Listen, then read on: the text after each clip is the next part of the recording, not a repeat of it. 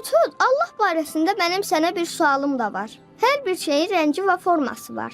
Bax, siz heyvanlar da müxtəlif rəng və formadasınız. Bitkilər və biz insanlar da elə. Bəs Allah hansı rəngdə, hansı formadadır? Adil, sənin dediyin kimi hər şeyin rəngi və özünə məxsus forması var.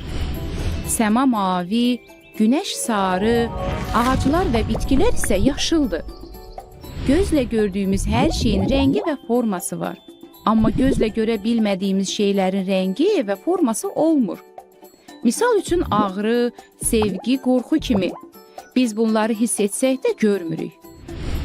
Adil, ata-anan səni sevir? Bəli, sevirlər. Bəzən başıma sığal çəkib məni öpürlər. Onların sevgisi nə rəngdədir? Bəs forması necədir? Bilmirəm, heç vaxt rəngini və formasını görməmişəm. Allah da elədi.